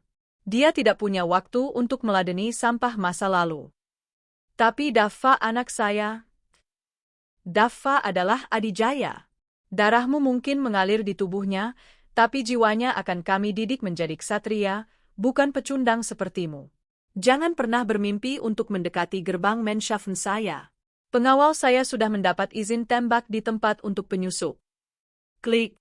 Sambungan terputus. Raka menatap ponselnya dengan putus asa. Ia membanting ponsel itu ke tanah sekuat tenaga. Prat. Ponsel itu hancur berkeping-keping, mati total. Sekarang, ia benar-benar sendirian. Tanpa alat komunikasi. Tanpa uang. Tanpa tujuan. Malam mulai turun. Lampu-lampu kota Jakarta mulai menyala, memamerkan kemegahan ibu kota. Di kejauhan, gedung Adijaya Tower menjulang tinggi dengan lampu sorot yang menembus langit, seolah mengejek Raka yang meringkuk kedinginan di bangku taman. Perut Raka melilit perih. Ia belum makan sejak pagi. Ia melihat seorang pedagang nasi goreng keliling lewat. Aromanya begitu menggoda. Raka merogoh sakunya, mengambil uang 50.000 terakhirnya. Saat ia hendak berdiri, 2 orang preman bertato mendekat. Bagi duitnya dong, bos. Buat rokok, kata salah satu preman sambil memainkan pisau lipat. Raka mundur ketakutan. Saya nggak punya uang. Halah, baju lu mahal, jam tangan lu mahal. Jangan pelit.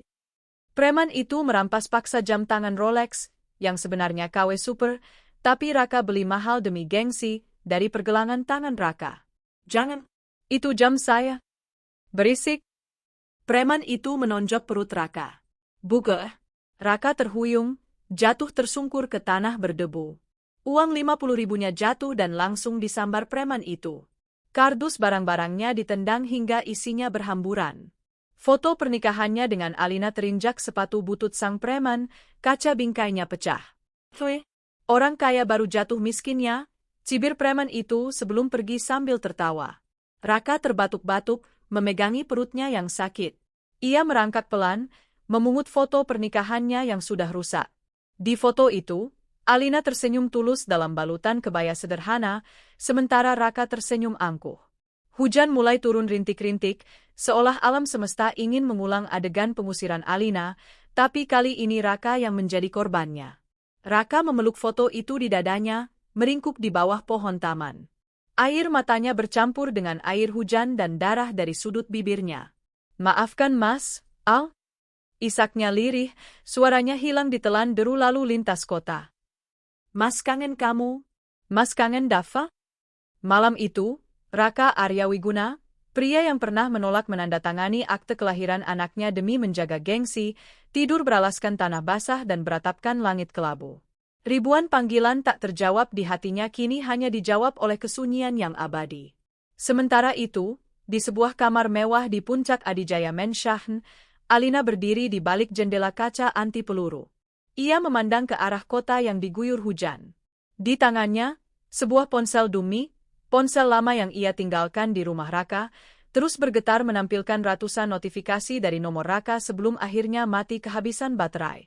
Alina tidak menyentuhnya. Ia hanya menatapnya dingin. Sudah terlambat, Raka, bisiknya pelan. Panggilanmu sudah kadaluarsa. Alina berbalik, meninggalkan ponsel itu di meja, dan berjalan menuju box bayi Daffa. Ia mengangkat putranya, mencium pipi gembil itu dengan penuh kasih sayang. Di sini hangat.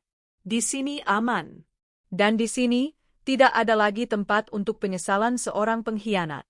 Matahari pagi menyinari wajah Raka yang lebam dan kotor. Ia terbangun di bangku taman yang dingin, dikelilingi sampah dedaunan. Tubuhnya sakit semua akibat pukulan preman semalam, namun rasa sakit fisik itu tidak sebanding dengan rasa lapar yang melilit perutnya. Perutnya berbunyi nyaring, memohon diisi.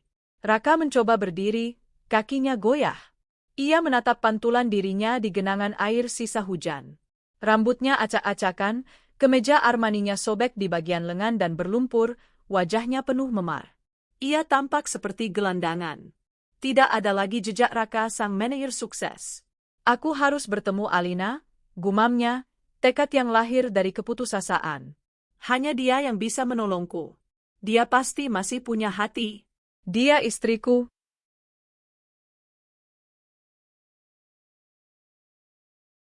Dengan sisa tenaga, Raka berjalan kaki menuju kawasan elit tempat Menschaffen Adijaya berada. Jaraknya cukup jauh, sekitar 5 kilometer. Ia berjalan tertatih-tatih di bawah terik matahari, mengabaikan tatapan jijik orang-orang yang berpapasan dengannya.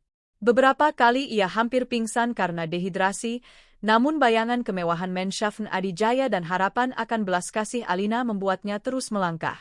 2 jam kemudian, Raka sampai di depan gerbang raksasa Menschaffen Adijaya. Gerbang emas itu menjulang tinggi, kokoh dan angkuh, seolah menjadi batas tegas antara surga dan neraka. Di pos keamanan, 4 orang petugas bertubuh kekar berseragam safari hitam berjaga dengan sigap. Mereka melihat Raka yang mendekat dengan tatapan waspada. "Berhenti," bentak salah satu petugas, mengangkat tangannya. "Dilarang mendekat. Ini area pribadi." Raka berhenti, napasnya tersengal. Ia berpegangan pada pilar gerbang. "Pak, tolong, izinkan saya masuk. Saya Raka. Suami Nyonya Alina." Para petugas itu saling pandang, lalu tertawa mengejek. "Suami Nyonya Alina?" cibir petugas itu. "Ngaca dulu, Mas. Gembel kayak kamu ngaku-ngaku suami Nyonya besar? Nyonya Alina itu bangsawan, mana mungkin suaminya kayak tikus got begini?" "Saya serius." Raka berteriak, suaranya serak. "Panggil Alina keluar. Bilang Raka ada di sini. Dia pasti mau menemui saya. Saya ayah dari anaknya." "Hei, jaga mulutmu." Petugas lain maju, mendorong dada Raka hingga ia terhuyung ke belakang. "Nyonya sudah berpesan, kalau ada orang gila bernama Raka datang, usir segera. Jangan biarkan dia mengotori aspal depan gerbang. Kalian bohong." Raka mencoba menerobos masuk. Alina, keluar, Al. Ini Mas Raka.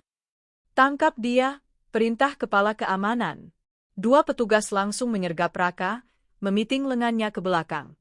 Raka meronta-ronta, berteriak memanggil nama istrinya. Keributan itu memancing perhatian beberapa orang yang lewat, namun tidak ada yang peduli. Tepat saat Raka hampir menyerah, gerbang utama perlahan terbuka secara otomatis. Sebuah mobil sedan mewah berwarna perak meluncur keluar perlahan. Itu mobil Alina. Jantung Raka berdegup kencang. "Alina, berhenti. Alina." Mobil itu berhenti tepat di depan pos satpam. Kaca jendela belakang perlahan turun. Raka melihatnya. Alina duduk di dalam, mengenakan kacamata hitam besar dan gaun sutra berwarna biru laut yang elegan. Wajahnya begitu bersih, begitu cantik, begitu jauh dari jangkauan. Di pangkuannya, Daffa sedang bermain dengan mainan kerincing emas. "Ana?" Raka merosot, lututnya menyentuh aspal panas.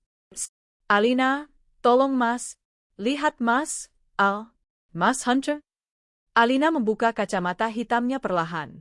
Ia menatap Raka. Tidak ada kemarahan di matanya. Tidak ada kesedihan. Yang ada hanyalah tatapan datar, seolah ia sedang melihat orang asing yang tidak penting. Lepaskan dia, perintah Alina pelan pada petugas keamanan. Para petugas melepaskan cengkeraman mereka. Raka merasa mendapat angin segar. Ia merangkak mendekati pintu mobil. Alina, sayang, terima kasih kamu masih peduli, ucap Raka dengan mata berbinar penuh harap. Mas tahu kamu tidak akan tega. Mas minta maaf, Al. Mas Filaf. Mas mau kita kembali seperti dulu. Mas siap jadi ayah yang baik buat Daffa. Raka mencoba meraih tangan Alina yang bertumpu di jendela mobil. Jangan sentuh aku, ucap Alina dingin. Suaranya pelan, tapi ketajamannya mampu mengiris hati Raka. Raka menarik tangannya kembali, gemetar. Oh, kenapa? Mas mantan suami, koreksi Alina. Pengacaraku bilang kamu belum tanda tangan surat cerai? Tidak masalah. Dengan kondisimu yang sekarang, pengadilan akan memutus Verstek dengan mudah. Hak asuh anak jatuh padaku 100% karena kamu tidak mampu secara finansial dan mental. Jangan lakukan ini, Al. Aku butuh kamu. Aku dipecat, rumah disita, mobil ditarik. Aku nggak punya apa-apa lagi. Aku cuma punya kamu dan Daffa. Alina tersenyum miring. Koreksi, Raka. Kamu tidak punya kami. Kamu membuang kami. Ingat, itu kesalahan terbesar, Mas. Mas menyesal.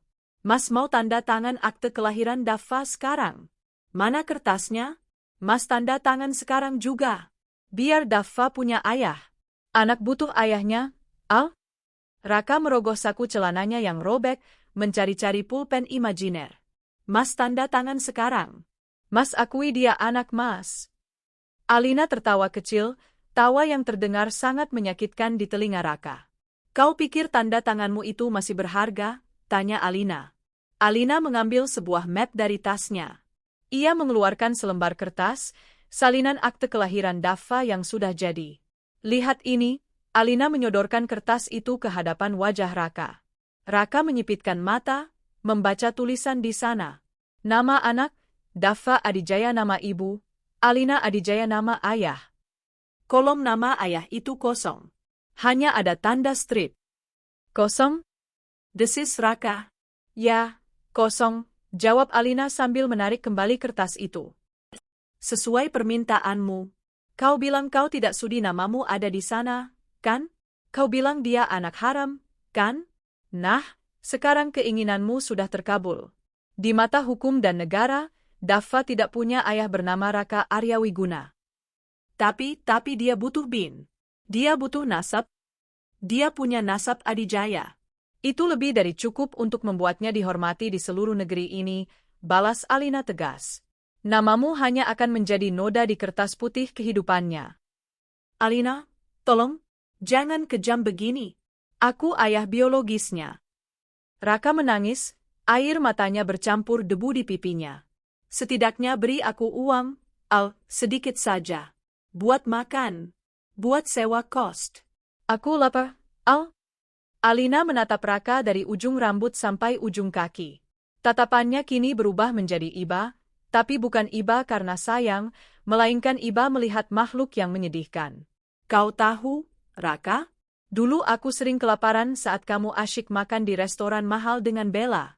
Dulu aku sering tidak punya uang untuk beli susu Daffa karena kamu pakai uangnya untuk modifikasi mobil, ucap Alina datar. Aku salah, aku salah. Alina mengambil dompet dari tasnya. Ia mengeluarkan selembar uang 100.000 rupiah. Raka menatap uang itu dengan mata lapar. Harga dirinya sudah hilang sepenuhnya. Ia siap menerima sedekah dari istrinya sendiri.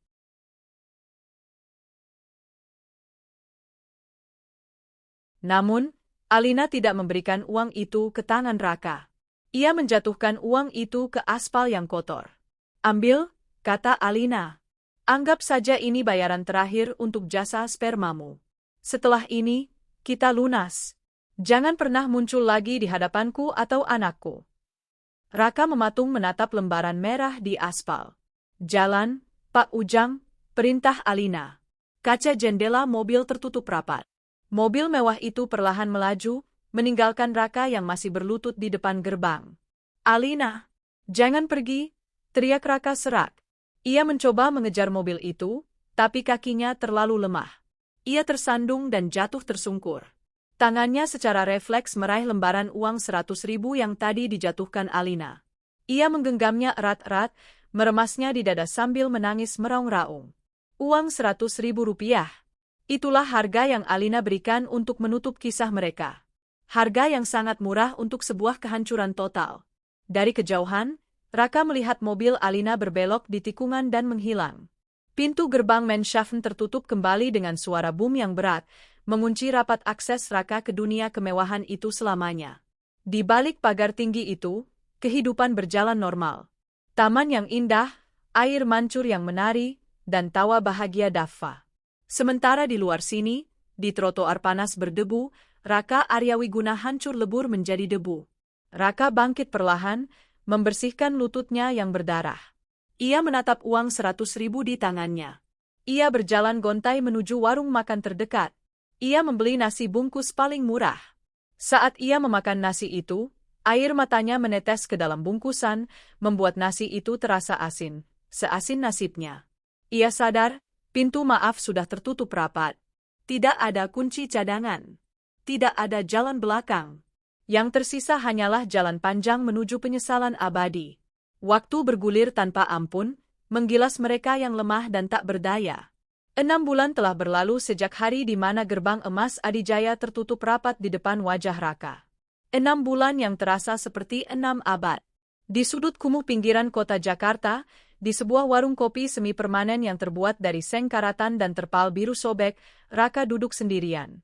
Hawa panas dan lembab bercampur dengan aroma selokan yang mengalir tepat di belakang warung. Lalat-lalat beterbangan, hinggap bergantian di piring-piring kotor dan di wajah para pelanggan yang lelah. Penampilan Raka sudah tidak bisa dikenali lagi. Tubuhnya yang dulu tegap berisi kini kurus kering, tulang pipinya menonjol tajam di wajah yang cekung dan kusam. Kulitnya yang dulu terawat kini terbakar matahari dan kasar. Rambutnya gondrong tak beraturan, penuh debu dan minyak. Ia mengenakan kaos partai yang sudah pudar warnanya dan celana jeans dekil yang ujungnya compang-camping. Ia bekerja serabutan. Kadang menjadi kuli panggul di pasar induk, kadang membantu mencuci piring di warung makan, kadang hanya memulung botol plastik. Tidak ada perusahaan yang mau menerimanya. Nama, Raka Aryawiguna, telah masuk daftar hitam nasional sebagai pelaku penggelapan dana dan penipuan korporasi. Meski tidak dipenjara karena intervensi, belas kasihan, Alina yang tidak ingin Daffa punya ayah narapidana, hukuman sosial ini jauh lebih menyiksanya. Raka mengaduk kopi hitam encer di depannya, kopi sachet seharga 3.000 rupiah yang menjadi satu-satunya kemewahan yang bisa ia beli hari ini. Bang, nambah gorengannya satu lagi ya, ucap seorang tukang ojek di sebelahnya. Siap, bos, sahut pemilik warung. Lihat TV deh. Lagi rame nih beritanya. Raka mengangkat kepalanya perlahan. Di pojok warung, sebuah televisi tabung 14 inci yang warnanya sudah agak pudar menyiarkan saluran berita hiburan. Pemirsa, hari ini adalah hari yang sangat spesial bagi keluarga besar konglomerat Adijaya Group. Pewaris tunggal mereka, Daffa Adijaya, merayakan ulang tahun pertamanya. Jantung Raka serasa berhenti berdetak. Kopi di mulutnya terasa pahit, sepahit empedu. Matanya terpaku pada layar kaca yang buram itu. Di layar, tampak sebuah pesta taman yang luar biasa mewah. Dekorasi bertema Royal Kingdom mendominasi, dengan kastil-kastil buatan, ribuan balon emas dan putih, serta bunga-bunga segar yang didatangkan langsung dari Belanda. Tamu-tamu undangan yang hadir bukan orang sembarangan, menteri, selebriti papan atas, dan taipan bisnis dari seluruh Asia. Kamera menyorot sang bintang utama. Daffa. Anak itu telah tumbuh besar.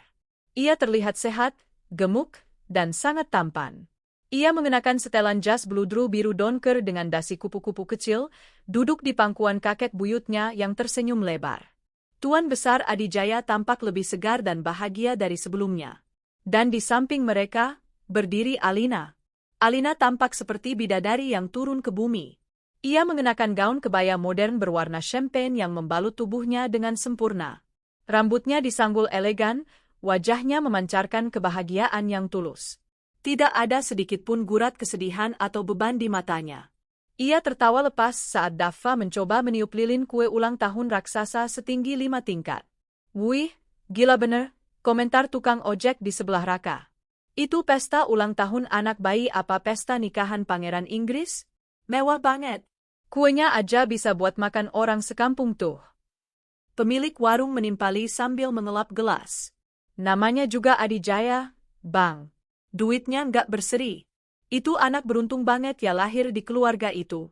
7 turunan nggak bakal habis hartanya. Raka mencengkeram gelas kopinya erat-erat hingga tangannya gemetar. Dadanya sesak. Pemandangan di TV itu begitu menyilaukan, namun sekaligus membakar jiwanya. Di layar, seorang reporter mewawancarai Alina. Reporter, Ibu Alina, selamat ulang tahun untuk Daffa. Apa harapan dan doa ibu untuk masa depan putra semata wayang ibu ini? Kamera menzoom wajah Alina. Ia tersenyum lembut, menatap putranya dengan penuh kasih sayang. Alina, terima kasih. Harapan saya sederhana. Saya ingin Daffa tumbuh menjadi laki-laki yang bertanggung jawab. Laki-laki yang menghargai wanita, yang jujur, dan tidak serakah. Saya akan mendidiknya untuk mengerti bahwa kehormatan seseorang tidak dinilai dari harta, tapi dari integritas. Alina terdiam sejenak, lalu menatap kamera dengan tatapan yang seolah menembus ruang dan waktu, langsung menusuk ke jantung Raka yang sedang menonton di warung kumuh itu. Alina, saya ingin dia menjadi laki-laki sejati. Tidak seperti seseorang di masa lalu saya yang telah mengajarkan saya betapa mahalnya harga sebuah kesetiaan. Kalimat itu menghantam Raka seperti palu godam. Reporter, apakah ibu berencana mencari ayah baru untuk Daffa? Alina tertawa renyah. Daffa sudah memiliki segalanya. Dia punya kakek buyut yang hebat, paman-paman yang menyayanginya, dan ibu yang akan menjadi tameng baginya. Dia tidak membutuhkan sosok ayah yang hanya hadir sebagai status.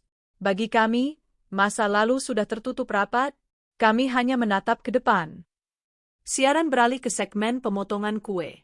Tukang ojek di sebelah Raka menggelengkan kepala. Sayang banget ya, janda sekaya dan secantik itu. Dengar-dengar mantan lakinya bego banget. Katanya sih ninggalin dia pas lagi susah, taunya dia pewaris. Nyesel tuh pasti lakinya sampai ke ubun-ubun. Iyalah, Bang, sahut pemilik warung. Kalau gue jadi lakinya, udah gantung diri kali gue. Kebodohan hakiki itu mah. Membuang berlian demi mungut sampah. Mereka tertawa. Tawa mereka renyah, tanpa beban. Mereka tidak tahu bahwa laki-laki bodoh yang mereka bicarakan sedang duduk tepat di samping mereka, menahan tangis yang sudah di ujung tenggorokan. Raka menunduk dalam-dalam. Air matanya menetes jatuh ke dalam gelas kopi yang sudah dingin. Bahunya berguncang pelan. Mas? Kenapa mas? Sakit? Tanya tukang ojek itu, menyadari gelagat aneh Raka. Raka menggeleng cepat, menghapus air matanya dengan lengan baju yang kotor. Enggak apa-apa, Pak. Cuma kemasukan debu. Raka merogoh saku celananya. Ia mengeluarkan dompet kulit sintetis yang sudah terkelupas parah. Di bagian terdalam dompet itu, terselip sebuah benda yang paling berharga baginya. Bukan uang, bukan kartu identitas. Sebuah foto USG yang sudah lecek dan pudar. Foto USG pertama Daffa. Foto yang dulu Alina berikan dengan mata berbinar saat hamil 3 bulan, dan Raka hanya melemparnya ke meja tanpa melihatnya. Ini anak kita, Mas, kata Alina waktu itu. Berisik. Singkirkan sampah itu, jawab Raka dulu. Kini, sampah itu adalah satu-satunya penghubung antara Raka dengan darah dagingnya. Raka mengelus permukaan foto itu dengan jari kasar kapalan. Ia membayangkan bagaimana rasanya memeluk Daffa. Bagaimana rasanya mencium aroma bayi itu. Bagaimana rasanya dipanggil, Ayah. Semua itu hanya angan-angan kosong. Sebuah mimpi di siang bolong yang tidak akan pernah terwujud. Maafkan Ayah, Nak. Bisik Raka lirih, nyaris tak terdengar. Ayah jahat. Ayah bodoh. Ayah serakah. Di layar TV, pesta kembang api mulai dinyalakan. Langit di atas Menschaffen Adijaya bermandi cahaya warna-warni. Daffa bertepuk tangan gembira melihatnya. Alina memeluk putranya erat. Raka meletakkan selembar uang 5 ribuan di meja, uang terakhirnya untuk hari ini. Ia bangkit berdiri, kakinya terasa berat. Ia berjalan keluar dari warung, meninggalkan keriuhan berita di TV. Di luar, langit Jakarta mendung. Gerimis mulai turun, membasahi jalanan yang berdebu. Raka berjalan menyusuri trotoar yang becek. Ia tidak punya payung. Ia tidak punya rumah untuk berteduh selain kamar petak sempit yang atapnya bocor. Ia tidak punya keluarga.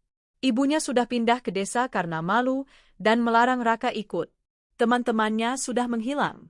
Bella, wanita itu sudah menikah dengan duda kaya lain seminggu setelah meninggalkan Raka. Raka benar-benar sendirian di dunia ini. Ia berhenti di depan sebuah toko elektronik yang memajang banyak TV di etalasenya. Semua TV itu menayangkan berita yang sama, kebahagiaan Alina dan Daffa. Raka melihat pantulan dirinya di kaca etalase. Sosok kurus, kotor, dan menyedihkan. Ia melihat hantu masa lalunya berdiri di samping bayangannya, Raka yang necis, sombong, dan angkuh. Hantu itu menertawakannya. Kau mendapatkan apa yang kau minta, Raka, bisik hatinya. Kau tidak mau namamu ada di akte itu. Dan Tuhan mengabulkannya dengan cara yang paling menyakitkan. Namamu tidak ada di sana. Namamu terhapus. Selamanya. Hujan turun semakin deras, menyamarkan air mata Raka yang mengalir deras. Ia berjalan menembus hujan, menjadi noktah kecil yang tidak berarti di kota besar ini. Menjadi penonton abadi bagi kebahagiaan yang ia sia-siakan. Ia akan hidup. Ia harus hidup. Bukan untuk memperbaiki keadaan, karena nasi sudah menjadi bubur basi. Ia harus hidup untuk menjalani hukumannya. Menyaksikan putranya tumbuh menjadi raja, sementara ia merangkak di selokan sebagai pengemis cinta yang tak akan pernah terbalas. Dan di kejauhan, tawa Daffa di layar kaca seolah menjadi lagu pengantar tidur yang paling menyedihkan bagi Raka malam ini, dan malam-malam seterusnya hingga akhir hayatnya.